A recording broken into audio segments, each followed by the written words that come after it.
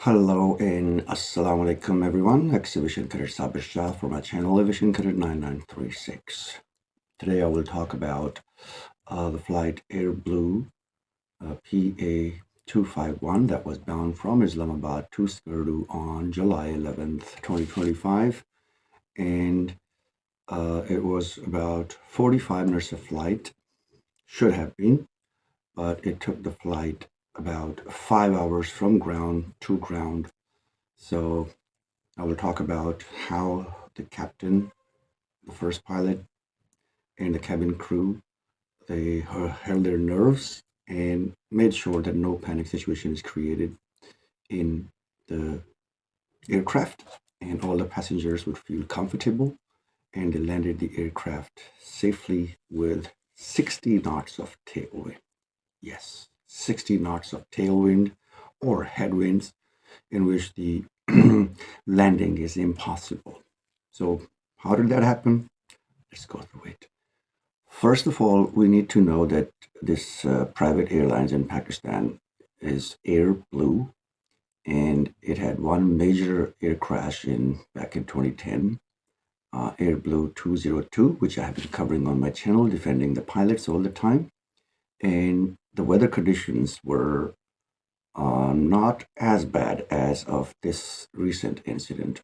The weather conditions back then, low clouds, and it was not raining that much, drizzling, but yet the aircraft went into Margilla Hills and got perished along with everyone on board.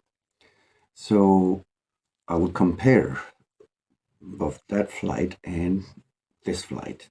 AirBlue 202 was on Islamabad airport, which has the ILS system installed, but Skardu airport does not have the ILS system installed, so it is kind of manual. And Skardu airport is on a hilly area, and there are hills around it, so landing is possible only from one side of the airport. So you have to land from only one side of the airport.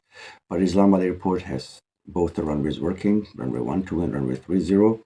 So what I'm saying is that pilots had better conditions back into 2010 when AirBlue 202 crash happened, but they crashed.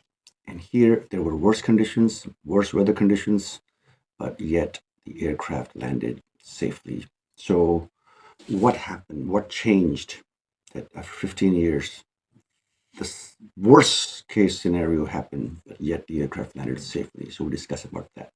First, the flight. The flight was scheduled on 11th of July morning, 8:15. But then people got the short messages on their phones that because of the bad weather conditions, the flight would be delayed to 12:15 in the afternoon. So the passengers arrived before the boarding time, and they got the boarding passes and they boarded the aircraft. But then there was a weather warning at Skardu airport, so it was being delayed, and the announcement were done to the passengers that, well, we have weather conditions, so that's why we are not going to take off. As soon as the weather is clear, we will take off then to make sure everyone's safety. I welcome you on board Airplane Flight 351. We are all set to move for Skardu, but presently Skardu is heavy rain and thunderstorm. I expect the weather to improve with another half an hour. So as you guys get some information about Skardu weather, I will keep you updated. Thank you for your attention. Time of modern era, phones are there, so people whose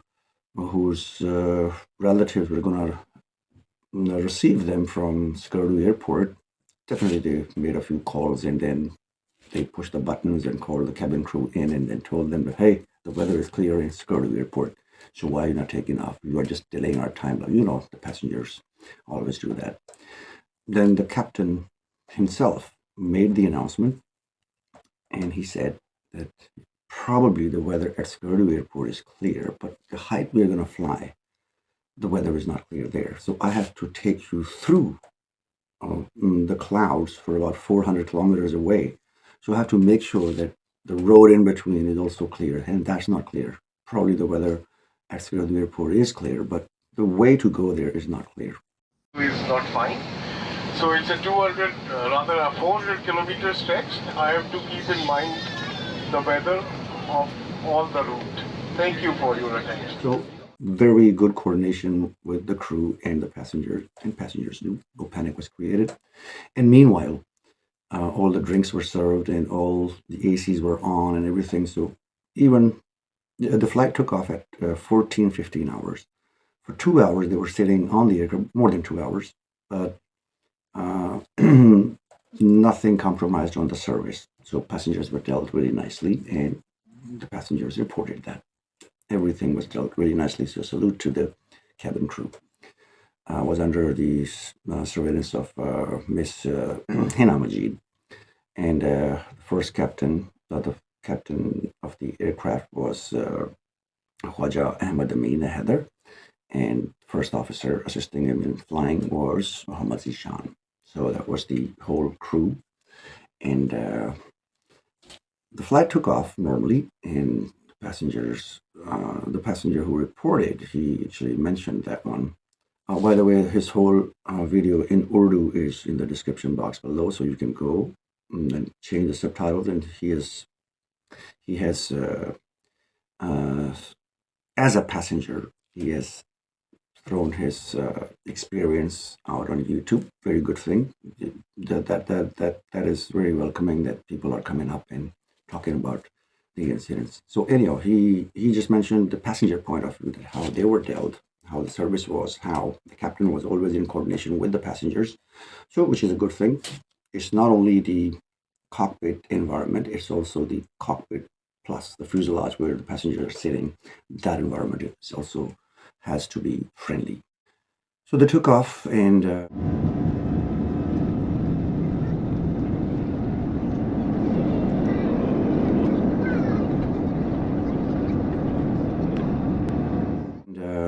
before reaching Nanga Parbat, about 10 minutes prior to Nanga Parbat, the Killer Mountain, Pakistan holds world's top 7 highest mountains in that area. Beautiful view. I've been flying over those areas. Excellent, amazing. Even in summer times, the snow tops of the mountains are really a fascinating thing to see. So he told that, informed the passengers that at 14:52 hours we are going to fly over Nanga. हम इंशाल्लाह 2:52 के करीब नागा पर्वत के करीब से गुजरेंगे. अगर उस वक्त नागा पर्वत नजर आ रही हुई तो मैं आपको मुत्तला रखूंगा. See, the weather before that was filtered because they're taking off from Islamabad. So once 4 minutes prior to Nanga Parbat, everything changed, and then the aircraft got into a severe turbulence, and people started praying. They were panicked, and because the aircraft was jittering. By the way, the Airbus wings can take a load of 14 degrees pitch up and pitch down. If you see there's a little bit of tension, they can go up and down. So they can go up 14 degrees and 14 degrees down, or altogether, I think 14 degrees pitch up for the wings, the ailerons on the side. So they're part of the aircraft. So nothing to be worried about. Yes, it makes people uneasy, uncomfortable, because people that don't have much of the flying experience, but it's totally normal. Turbulence is a very common thing.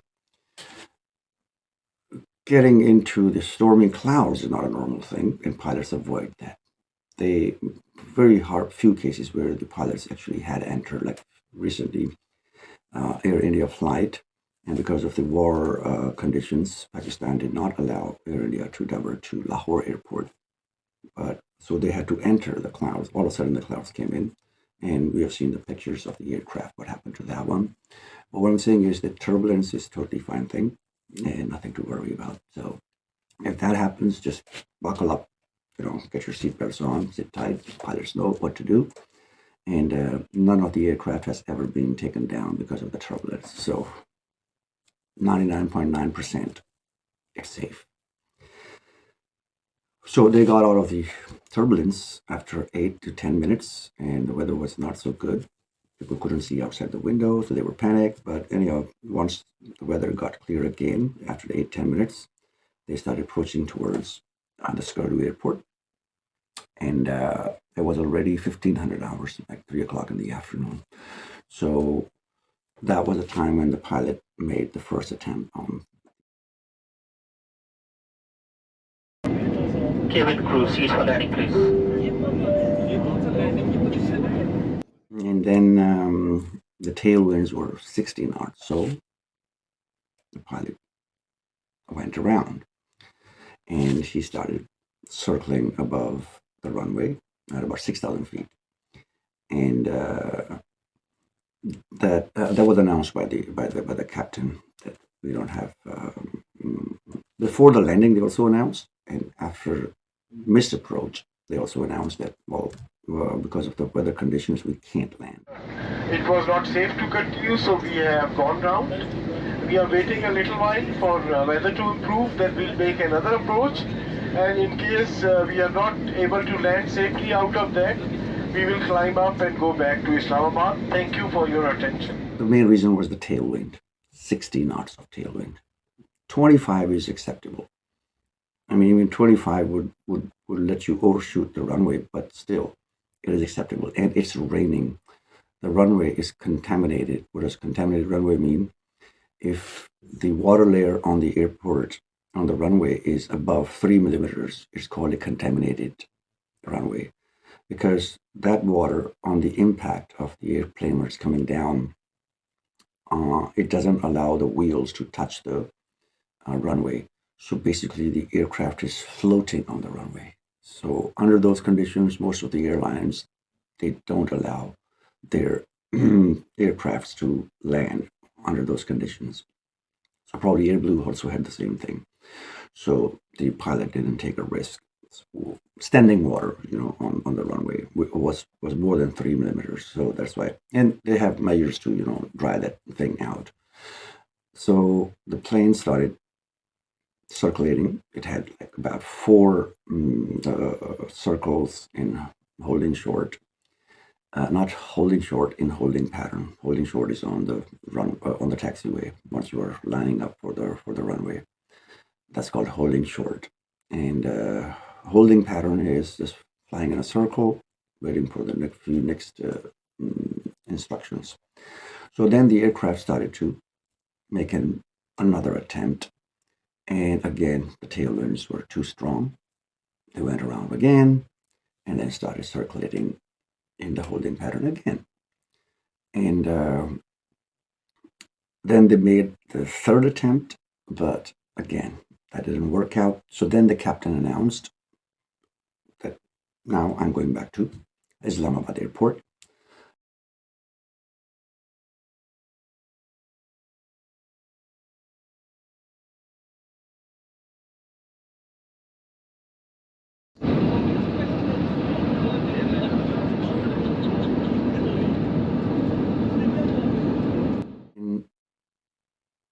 Once he announced that one, another flight came in, same AirBlue, 481, PA 481 from Lahore bound to Skardu airport. Now, this flight, when it made its first attempt, it was, the tailwinds were less than 25 knots, but that was the pilot's own standards, minimum standards.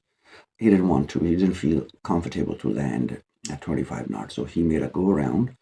And by that time, the winds got settled and they were less than 25 knots, and flight 481 landed safely. And at this time, flight 251 was heading back to Islamabad, not far away, but it was heading back. So flight 481 called the captain and said, instead of going back, if you have enough fuel, that's a separate question. I will talk about that at the end of the video. Come back and land, because now I think the weather is controlled. So the captain made another announcement, and they came back. And after waiting for about 2 more circles in the holding pattern, and they landed on Skardu airport successfully, and everyone applauded.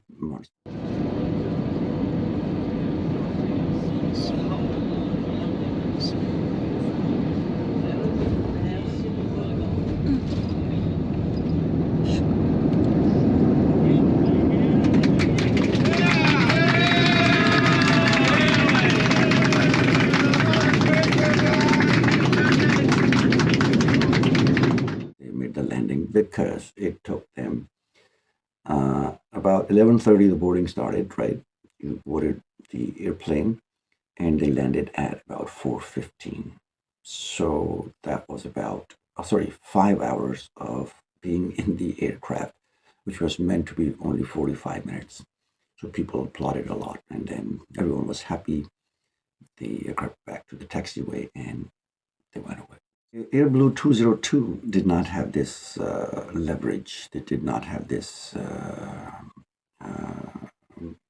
chance, because at that time the airliner was a new airliner, so they had to compete with the market, with PIA, with Shaheen Air, Bhoja Air, and there were other liners as well working in Pakistan. And the budget of the private airliner was not big, so pilots had to land. On the same day, China Southern Airlines, by the way, I've been the instructor to teach ICAO 5 tests to the China Southern Airlines pilots who were going to fly the international legs. That was about a decade ago. So the Air China, it came 2.5 hours of flight and tried to land on Islamabad airport, but pilots were not sim trained for this kind of landing under those kind of weather conditions. So they diverted back and led it back to Urumqi. PIA flight, which is a state-owned flight, so the fuel is paid by the taxpayer. So that flight before AirBlue had made 4 go-arounds, and on the 5th attempt, it landed successfully on the 5th attempt. And then was the AirBlue 202. And of course, they do not have the China Southern Airlines budget. They don't have the PIA taxpayers budget. It's a private airline, so pilots tried to land and they couldn't. And I've been covering that on my channel many times. I have many videos, about 5 videos on AirBlue 202 explaining it was not the pilot's mistake. It was the ADCO and the autopilot function of Airbus, which no one believes, but I've challenged many people that, because they said that the pilot turned the knob towards left, wanted to turn the aircraft towards left, but it set the heading towards 110 right side in panic. So the aircraft took the shortest route and turned towards, instead of turning left, it turned right. Or instead of turning right, it turned left and crashed into the only mountain. I've been to that site as well myself, and I paid my tribute to all the crew members and the passengers over there. So, and I gave the challenge that, okay, create the same scenario and do the same thing, move the knob all the way towards the opposite direction and see which way the aircraft is going to turn. It was ridiculous. But anyhow, there are many loopholes, and of course, once you blame the pilot, you're exonerated, and let the insurance companies, they take care and pay the compensation. Then the airliner is not supposed to pay anything, and then the manufacturer also does not need to pay anything. So that had been my point. AirBlue at that time did not have this leverage, but this is the improvement in AirBlue itself for flight safety, that their pilots were not forced to land under those conditions. Many pilots said that they would have diverted back. We need to see that, as I said, that pilots, they carry different kinds of fuels. Like they have to measure taxi fuel. You use from the gate all the way till the lineup place, so you carry that fuel up. Second one is the takeoff to landing and taxiing back to gate on the destination airport. So that's called the trip fuel. So that's also calculated. Number 3 would be so if like this case, the weather conditions were not good, so they would have to land on a alternate runway. In this case, there are 2 alternate runways, and I don't know what was on the flight manual of these pilots, but I would assume that it would have been Gilgit Airport or Chitral Airport. I don't know if Chitral Airport can have the Airbuses landed on about Gilgit Airport, I'm sure. So if they cannot land in Skardu, they have to divert to Gilgit, the totally opposite direction. So pilots carry that fuel on them too. Now, if the primary diversion airport is also not available, then they should have enough fuel to land back to from where they came, or the secondary airport. So here, I think the only option was come to Gilgit. You can't land, and they did like around. I counted nine circles on, but some of them were small, some of them were big. In a smallest circle of keeping 20 degrees of bank and 30 degrees of bank, and you make a whole circle. Airbus A321 takes about 4 to 5 minutes, and in a longer circle, 20-degree bank, it takes about 8 minutes. So you can count. No need to count. It took like an hour and 15 minutes for the aircraft to stay in the air with all that load and everything. So the fuel, I don't know how much fuel they carried, but the first alternate runway was not available. And then, I was talking about the fuel. So pilots also take the fuel. For example, if the weather is bad, so they take some contingency fuel for themselves, and then it's pilot's discretionary fuel as well. So all these fuels, once that is gotten into the air, then that's what the pilot decides. He calculates everything, not the ground staff, not the engineers. That's the pilot's discretion. So once that fuel is issued, let's suppose the first leg. Now, the diversion fuel and the reserve fuel, you are not supposed to touch, because that's almost 30 minutes of flight. You are not supposed to touch that fuel. Like on the first leg from Islamabad to Skardu, it came. So if it was given a holding pattern, it would go for 1 circle, for 2 circles, or for 3 circles. So as soon as his minimum fuel hits the remaining diversion fuel and the reserve fuel, if it hits that one, the pilot is not going to land. The pilot is going to go towards the diversion runway. And once it's going to diversion runway, now his minimum fuel is less than on the first leg, the main leg. And once it hits that fuel as well, it's not going to circle around. Even if the ATC says, okay, take one more circle orbit, it's not going to do that. It's going to go back to Islamabad airport, just like in this case. And then at Islamabad, if something bad happens, then they give a mayday call, and the ATCO would let them land because they have no extra fuel left. So once you hit the minimus, you give a mayday call. Here, they didn't issue any mayday call, so I suppose the fuel was enough. And if it were not enough, then I think that was very risky to wait for under monsoon weather for the weather to be clear, because you never know. Monsoon is so, I go out and, I ride my bike to my work, and sometimes my raincoat and the weather, they have kind of, rivalry against each other. When I turn my raincoat on, the rain stops.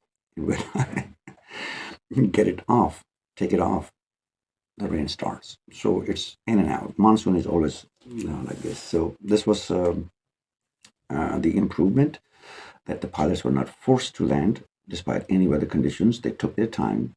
And finally, once they knew that everyone is going to be safe, even from the first takeoff, the pilot did not take off even the weather in Skardu was clear. But on the way, it was not clear. He did not take any risks. Once he made sure that now I can fly through the clouds, I can go through the clouds, he took off. And even that little patch, all of a sudden the patch came in. He dealt it nicely, came to the destination airport, tried to land, couldn't land, went around, made orbits, tried again, couldn't land, made orbits, again, tried to land, couldn't land, gave a call that returning back to base, I'm returning back to the original airport. And then once he was given okay by another fellow airliner, he came back and landed. So this is how the air safety matters. So this was my all 2 cents comparing AirBlue 202 with PA251. I will talk about the Indian, under similar conditions, Indian airline, what did they do in the next video. See you next time. Allah Hafiz.